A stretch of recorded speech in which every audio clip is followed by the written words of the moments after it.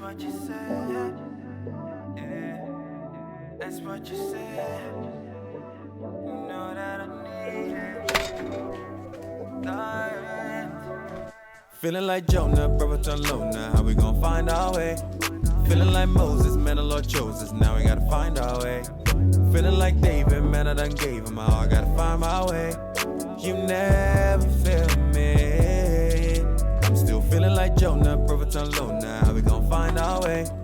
Feeling like Moses, man, the Lord chose us. Now we gotta find our way. Feeling like David, man, I done gave him all. I gotta find my way. You never feel me. That's what you said. That's what he said. Been through the fire, never burn, but instead love you forever, even more to the end. Cause all that I needed, thy hands have provided. Yeah, yeah, yeah, yeah. All of them ups and downs. Yeah, yeah, yeah. Never knew it come this far, but now we're here, yeah, yeah. Everything we ever knew, now we give it up to you. That's what he said. Let's plan the quarter. Thank you guys for joining me. I am so excited to move into Q2. I love the energy of starting a new 12-week year, getting reacquainted with my goals. I think particularly Q2 is important, which I'll talk about in just a second. But first, let's start off with what I did to reset for the quarter. Part of my quarterly reset routine that I have listed for myself in my routine organizer is usually to redecorate in some way. So I did some redecorating for spring. I added in a little color this year, which my kiddos are loving. My family is loving, my husband, because I'm usually just like a neutral queen over here, but I love it. It's so funny. My son, who's 3, about to be 4, he's the one that usually takes note of all my home decor or any type of beauty changes that I make. He's the one that notices first, and he loves the new color palette of like the dusty pink. I usually have new earrings. He notices first. Anytime I change anything to the house, he notices first. So he's my little interior decorator. He approves. So that was really fun. I love decorating. Did you decorate for the spring? What are you doing to kind of reset, kind of feel refreshed as you move into this new 12-week year? It's always nice to do something that makes you feel like you're starting anew. Next, I want to contextualize where we are in the 12-week year. So I like to think of Q1 as you're really deciding on the seed. You are setting those New Year's goals. You're thinking about what you want to achieve long-term, 1 to 3 years, and what's going to help you get there. You're kind of setting your goals in the long term and then setting those 12-week year goals to kind of meet you there. But you're really just trying on the goals. You're seeing what works, what doesn't work. Q2, what we're moving into right now, is time to plant the seed. So now that you've tried on your goals, you've maybe decided some goals are not realistic for this season of life that you're in right now, or you've decided you need to double down on some other ones. You've had some time to figure out what's working, what you maybe need to troubleshoot, what were challenges. Now it's really time to plant the seed. You decided on Q1. Now we're really finessing that and digging down, putting those seeds in the earth now that we've kind of had a chance to try them on, which is why I love the Q2 season. It's not so much a fog. You still have the energy of a new 12-week year, but you're not just running on the fumes of new year, new me. You've really had a chance to sit with these goals, and now you're moving into a phase of like, okay, now time to really get at it, which is why I really love Q2. And I like to put things in perspective, because sometimes after like the first quarter, you can kind of be beating yourself up. Maybe you've fallen off track a little bit, but that's what's usually typically happens in Q1. These are new habits that you're setting for yourself, new goals, new ways of being. You may be asking yourself to move beyond your comfort zone or give up something that has been a coping mechanism, like maybe chocolate or eating bad that you've been doing for years. It's not all going to change overnight. So you should expect some level of resistance. And now you figure out what's gotten in the way, where, you know, your triggers are. You can troubleshoot those things in Q2. You can be more realistic, all those sorts of things. So don't beat yourself up if Q1 wasn't like perfect. It's not supposed to be. And that's why I like to usually kind of reset us, kind of contextualize where we are in the 12-week year. And that kind of helps us give ourselves more grace. And when we are more self-compassionate, we can be more consistent with the work we need to do to reach our goals. And throughout this video, I do want to teach you how to level up in 90 days, how to use the 12-week year. So as I'm going through my own 12-week year planning, which I hope you'll do with me, I'm also going to be teaching you tenets of the book, The 12-Week Year. And the first one that starts off is all about that mindset. So we are shifting from sort of thinking about our goals in annualization to periodization and really giving context to each 12-week year and what it's here for. So now let's move into actually our planner. I'm going to be moving to actually planning my 12-week year, which for me, a lot of the brainstorming and the work that I do to come up with these goals starts with my Modern Vision planner, and then I move into my Notion template once things are more solidified. So pull out your planner and let's get to planning this 12-week year. So after you have gotten the mindset of periodization, the 12-week year, the book really talks about having a vision. And if you're with me in my 12-week year challenge that I did in January on my lives here on YouTube, you know that we dive deep into how to set that vision, and you likely already set your vision for the year and have your long-term goals set for you. If you use my goal planner, you have that in your goal planner. If not, go back to wherever you set your yearly goals and let's take a look at the vision that you have so we can make sure that your 12-week year before we plan that is moving you towards that vision. Let's also analyze how we did in Q1 and get reacquainted with our yearly goals. So on my quarterly planning pages, I do have space here to review my yearly goals, but I also like to go back to my goal planner and look at what's called in the Modern Vision planner your rocket fuel. So when you set your yearly goals, you might want to go back to where you actually wrote them. And if you wrote down why you want those goals and why you believe you'll get them, it's also helpful to kind of get yourself back, take a good look at your vision board. Don't just gloss over it so you can feel really reacquainted with that same energy as when you set them. And then you will rewrite them when you're doing your quarterly planning just to get reacquainted with them. I'm sorry, I'm flipping through my planner here to get to the right page. Let's look for myself where I am. So I reminded myself of my word of the year, which is breakthrough. And I write each quarter, how do I think it supports me, which I encourage you to do as well. So my word of the year is breakthrough. And this word supports me for my goals is breaking out of my comfort level and reaching new levels of success. I also realized in my devotional this morning, actually, my word of breakthrough is not only for breaking out of my own comfort level. I also realized for me this year, it's breaking through those around me that might have limiting beliefs or fears that project those onto me and staying true to the incredible, exceptional, miraculous future that I know God has for me when it comes to accomplishing my goals and staying faithful and believing. So I'm breaking through my own comfort zone, but also breaking through current life circumstance, even though I haven't seen what some of my goals are going to accomplish. There's no evidence in my current life or,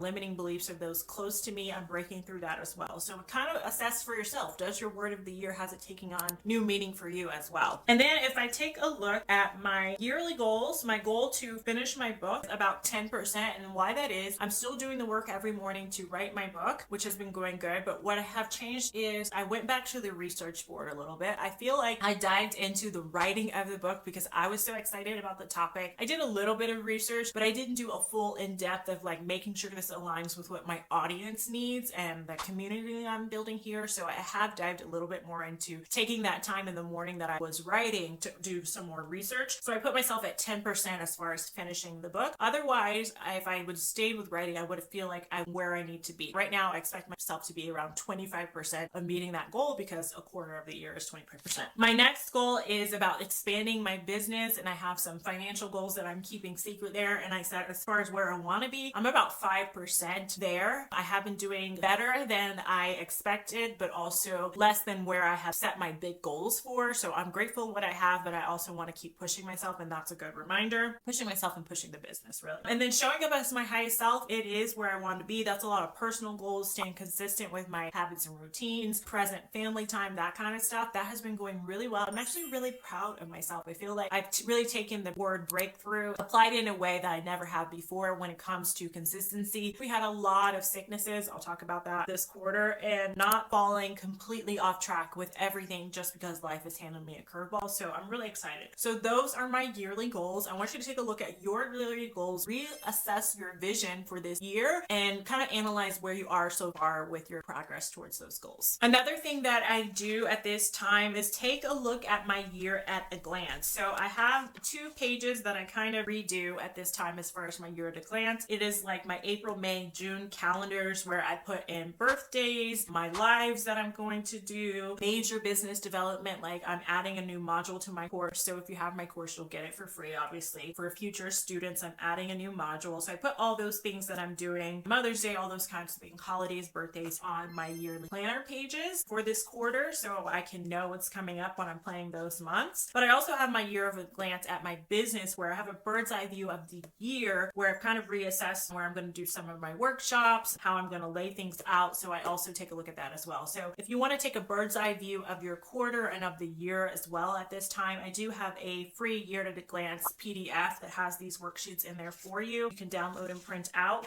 or you can just create them yourself. So let's move into the next part of this process. So in the book, The 12-Week Year, once you have your vision, it's time to plan your 12-week year, which as we're starting this, before we move into planning that 12-week year, we want to look at how we did last quarter so we can double down on what's working and course correct any challenges that we're having. So go back to your first quarter planning and let's take a look at our quarterly goals and how we did. So I will show you the screenshots of what I had for Q1 goals in my Notion, because my quarterly planning pages, there's a lot of brainstorming on here, and some of these I actually end up delaying for Q2 or Q3, but again, this is where I brainstorm in my paper planning pages. My first quarterly goal was to write 45,000 words for my book. That did not get done. Reading the success books did happen. That was also part of this. So all of this is towards my yearly goal of finishing my book. But like I said, I did switch, like, I guess around the beginning of March to do more research. And I feel like I would have reached that had I not done that switch, but it was an important switch. So I would give myself like a half for that first one. My second one that I had was to reach 25,000 on YouTube and send a certain amount of newsletters. I did send the newsletters that I wanted to send. I did not reach the subscribers on YouTube. I think right now I'm about 12K. So it was a pretty ambitious goal. So that's going to be a continued goal, again, to reach 25K for Q2. So if you want to help assist that out, go ahead and tap that subscribe button. Okay, the next goal that I had was to finish all of my sequences that I wanted to do, email sequences to pump up the value in my welcome sequence, and to post 12 community freebie posts. I did reach that goal, although I wanted to do more than actually 12 now that I'm looking at it. And when you open that goal, there's actually more that I wanted to do. But on the surface level, I met that, so I will give myself credit for that. And then the last kind of business one that I had was to launch my course, Systemize Your Goals. That was a check. And to complete my 12-week year live workshop, and that was a check. So I reached that goal as well, which I'm really happy about. And then my last quarterly goal from the last quarter was towards showing up as my highest self, being consistent with my health habits, such as my daily journaling, consistent family time, and the vacation that we had planned. And I did all three of those. So it looks like I'm at 3 out of 5 of my quarterly goals. So take a look at your Q1 goals before we move on to planning your quarter and see how did you do. Is there any lessons that you can learn and take into Q2? Okay, so now I'm going to move to the planning pages for my current quarter. Now in the 12-week year, once you have taken a look at your last 12-week year, it's going to be about reverse goal setting, planning your 12-week year to get you closer to those midterm goals, those goals that you set in your vision. Let's start with our intention for this quarter. So for me, I put to refocus and reprioritize, planting the seed, which is the contextualization of this quarter, and course correcting any issues that I had. So the main issues were coming up with a survival plan, what I call like my bare minimum routines for when my kids were sick. So we had a lot of sicknesses this quarter, and having that bare minimum routine really helped me not fall off track with everything or get paralyzed because my whole schedule was thrown off track. So that was one of the things I did to course correct during the quarter. And then intention for this quarter is continuing to course correct things in my business that I have noticed that have been kind of bottlenecks. So just refocusing, reprioritizing after all the sickness, and then planting the seed. So diving deeper on those goals that I've set in my vision. What's your intention for this quarter? Moving on, what are you excited for this quarter? So I wrote down I'm excited for my son's birthday, and my mom is visiting in April as well. She's coming to my son's birthday party, so that's going to be nice. I'm definitely excited for those things. I'm also excited for, I'm going to be hosting a free live workshop called Bring Clean Your Life, which when you're seeing this, it's going to start in about a week. So be sure to sign up if you haven't signed up. I'm going to be giving away a new product, which is my home management Notion template. I'm going to be giving that away for free during a workshop to anyone that signs up. So I'm excited about that. I think it's going to be really helpful. What are you excited for this quarter? Next, in my brainstorming before you plan your quarter, it's good to think about your wins from last quarter. And looking at this, I realized that I actually have a lot. So I had a really great course launch. I'm getting emails with really good feedback about the course, good reviews on the course. So that's nice. I started my own personal education, business education, this course that I started that I'm actually pretty much finished and just implementing. So that was a win from last quarter. I also had less stress and anxiety symptoms last quarter, even though I had quite a few things that could have thrown me off track. I think just in general, working less less with trauma and being more focused on content and my course, and having my neuropsychology focused on less clients and training my students has been helpful a lot. Being very consistent with my healthy habits. My daughter learning ski, so she's been in ski lessons. We went on vacation to Winter Park, so that was really great. And I also had a clear mammogram. So I have a lot to be grateful for this past quarter. What were your wins from last quarter? The next thing I really like to think about were what are my lessons from the last quarter before I move into actually setting those quarterly goals. My lesson, like I mentioned, was my survival plan for when my husband's out of town, but also when my kids are sick. Those are really two instances in my life, and both of those happened in this last quarter. And having that survival plan, like the bare minimum thing that I can do to keep myself feeling like a human and feeling like I'm working towards my goals during those times, it was really helpful, and I actually wrote it out in my habits and routines organizer. And then one thing at a time, so really streamlining things. When I initially wrote my goals, like on my brainstorming, I just had a lot of stuff going on, and I have to constantly come back to that word, which was my word of the year a couple of years ago, which was streamline. And it really helps me just kind of accept my limitations as far as energy and time, and really use both of those things to maximum benefit so I can be as lethal as possible towards my goals by not spreading myself too thin. So those were lessons from last quarter. What did you learn from last quarter that you will apply to this coming up quarter? All right, turning the page. Mantra for this quarter. I always think kind of like a word of the year. Having a mantra or an affirmation that you can use and come back to the quarter is really helpful. For me, this one I wrote steady, streamlined, and consistent wins race. So just kind of sticking to the plan, staying steady, staying streamlined and focused, staying consistent is going to help me win, and not feeling like I have to do all of the things. What could be a mantra for you that could help you stay focused this quarter? Another thing I like to think about, which is in your motivation planning pages, all this is in your motivation planning pages to plan the quarter, is what is your priority for this quarter? This is going to help you stay streamlined, so when life gets chaotic, you can come back to this and say, okay, what is the most important things this quarter? And I divided mine into career and personal. For career, it's going to be my live workshop, those course improvements, and I have some email flows that I'm going to be adding. And now that I already kind of meated up my email flows that I already had, I want to create some new ones. So workshop, course improvements, and email flows on the career side are the priority. And then personal are my son's birthday, and then also preparing for our trip to France. You need to think about also what's your priority for this quarter. Next, what I'm saying yes to and what I'm saying no to this quarter. It's going to help you before you set those goals, kind of remind yourself what is it actually you're leaning into and what are you leaning away from. What I'm saying yes to are routines, focusing, so you're noticing a theme, prioritizing, and quality versus quantity, especially when it comes to my YouTube videos. What I'm saying no to is rushing. I realize I really hate rushing when I'm trying to create something, and I think it translates to things that I'm not as proud of. Like, I'm proud of what I put out because I always know the information is great, but there's a lot of times I know I could present it better if I wasn't in such a rush. And now that I'm not working so many neuropsychology hours, I have the time. I just got to get out of that mental state of always feeling rushed. So that's what I'm saying no to, and unrealistic standards. What are you saying yes to this quarter? Meaning, what do you really want to lean into, and what are you saying no on or putting boundaries on for this quarter? So now I'm going to move from my motivation planner to my Notion to read you guys my quarterly goals, because like I said, it's really like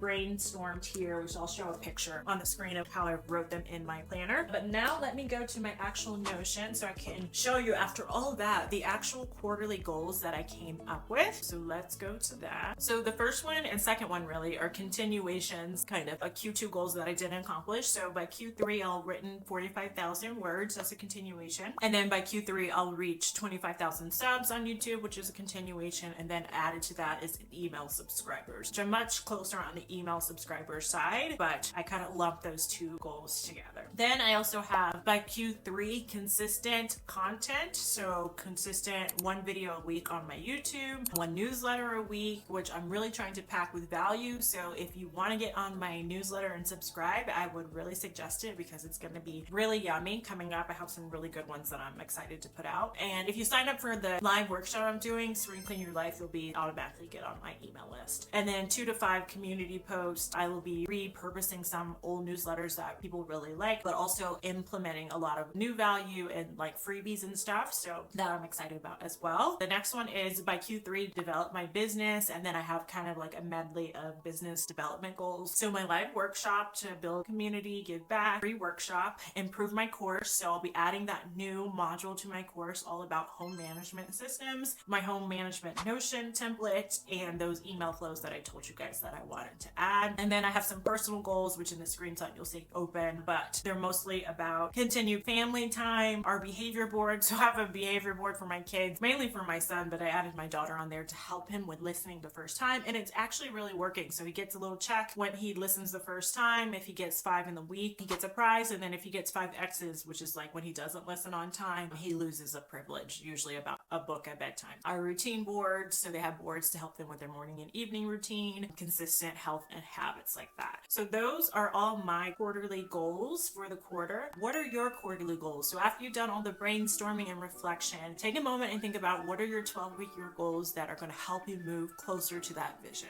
Then the next step in the process is the book, The 12-Week Year, talks about your monthly priorities. So let's go into that. I have mine in Notion. In my Notion 12-week year template, and also in my paper Notion template, I have both. I have the PDF version and the Notion template. You have this section to do your monthly strategy. This you won't probably find in any other 12-week year template. And this is where you can really apply what the book teaches you about setting those monthly priorities that are going to move you closer to those 12-week year goals. So again, this is about reverse goal setting. And the book teaches you that each month you want to have priorities that are going to help you get to each one of those 12-week year goals. So let me read you guys mine for April, and I will also put screenshots up. My monthly priorities for the yearly goal of finishing my book, the quarterly goal of writing 45,000 words, is writing 1 hour each morning to help me get up in the morning and continue to have that time or lights out by 9:30 to have my 5 a.m. morning, and then also screens off by 9.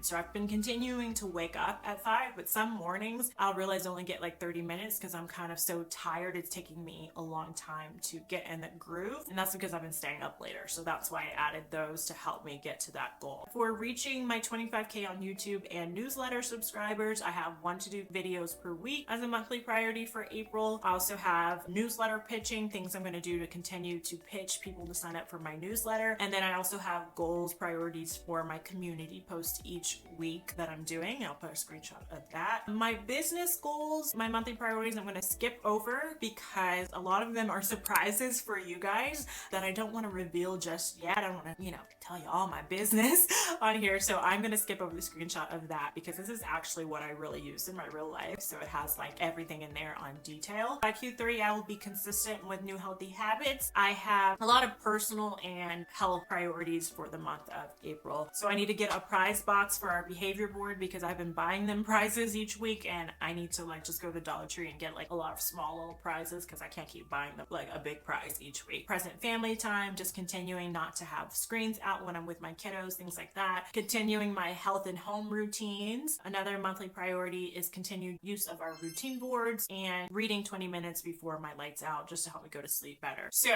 once you have your quarterly goals, the next thing in the 12-week year is to move into those monthly priorities. And I want you to strategize using my system of doing things. What are going to be your priorities for April that are going to help you get there? Now, I decide my priorities for April, May, and June because I like to kind of have a bird's eye view with knowing that things might change. If you want to kind of not feel overwhelmed, you can just do your priorities for April and then decide the other ones as you go along. Okay, the next thing in the 12-week year is setting up your lead goals. So again, we're using reverse goal setting. So once you have those monthly priorities, you're going to come up with what the book calls lead goals. And those are the things you're going to do weekly that are specific, measurable, attainable, realistic, and timely that are going to help you achieve those monthly priorities, which can also be just called monthly goals. So let's take a look at my 12-week year weekly scorecard that lists all of those lead goals. Again, this is in the 12-week year Notion template as well as my 12-week year PDF template. Okay, so for my quarterly goal of finishing my book, I have to write 1 hour each morning, waking up at 5 each morning, and then screens off by 9, lights off by 9:30, and then reading 30 minutes each night. You may notice that some of your monthly goals are going to be the exact same as your lead goals for the week. That may not always be the case, but sometimes it is the case. And then again, I have a lot of weekly goals for my business. I'll put a screenshot because they're not too telling, but there's quite a few of them. So you can see it's just everything I want to make sure I'm doing on a weekly basis that I'm going to be tracking on my 12-week year weekly scorecard. Then it's also important, I will notice in the right column to put when you're going to do these, and then each week you score how much you got done of that weekly goal. You want to be hitting at least 85% each week to hit your 12-week year goal. And then lastly, my lead goals for showing up as my highest self. Prize box task completion, so that'll probably be done the first week or two, probably be eliminated. My health and home routines that I'm going to be tracking, which I have in detail inside that little line item, and then my nightly kids academics that we're working on as well. So go through and write out what are going to be your weekly lead goals, also writing out when you're going to complete them so that you can have on a weekly basis a scorecard that you're going to be tracking, holding yourself accountable. It's going to move you closer to your monthly goals, which are moving you closer to your quarterly goals, which are moving you closer to your vision. And then just as education, I do want to say some things if you're moving into using the 12-week year, just as reminders, or if you're new, you need to be controlling the process as you're going along. So these are things you want to keep in mind that are going to help you be consistent, make sure you're adhering to getting your 85% each week for the lead goals, and actually doing the work to move closer to reaching these goals in only 90 days. And the three big ones are going to be your habits and routines. So these are things that are not necessarily lead goals. They may be if they're new, but they're going to be implemented into your life even beyond the lead goals as habits and routines, basically a system to make sure that you can put some of these things on autopilot. So especially things for like your home or for your health, for like your foundation of being productive, it's really nice to put those into routines. So having habits and routines that can help you be consistent on autopilot. The second one is your weekly planning. If you don't do anything else, this is going to help you reach your goals in 90 days, level up in 90 days. Your weekly planning. This is where you're going to review anything that you've captured during the week as to-do items, things that you've added to your second brain. If you watch this channel, I talk about a task management system, having your running to-do list in a managed way. If you don't use a second brain, basically you have a running to-do list of the very week, at the very least, and then each week reviewing that and prioritizing for that week when you're planning your week what needs to get done. Having your weekly review where you review your projects and tasks and also plan your week. That's where I do my scorecard, where I take a look if I'm getting these things done. Really, it's going to help you maintain this entire system. It's the most important part in the system. And then the third part of controlling the process that can be super helpful is accountability. So you'll get some of that accountability when you are doing your scorecard each week, tracking those lead goals. That's going to help you stay accountable. Research has shown that helps you reach your goals faster by tracking your progress. Also being accountable to other people, just showing up. In fact, there's a study that showed having an accountability makes you like 95% likely to reach a goal just by having a scheduled accountability meeting each week. Shout out to the women in my accountability coaching group now. So there was an option when I first launched my course, Systemize Your Goals, to do VIP accountability. It is closed now because it's full, but I will be reopening it again at the end of the year. So if you want to get on the waiting list, I'll link that below. But having some form of accountability is going to help you reach your goals faster. So that is my 12-week year. I am going to put an in-depth video I have on the 12-week year summary education. If you're new to it, it's really a deep dive in how to use the 12-week year to reach success. I'll put that for you to watch next year. And until next time, cheers to planning, manifesting, and enjoying your dream life. Hands to provide. Feeling like Jonah, brother turn low now. How we gonna find our way? Feeling like Moses, man, the Lord chose us. Now we gotta find our way. Feeling like David, man, I done gave him all. I gotta find my way. You never fail.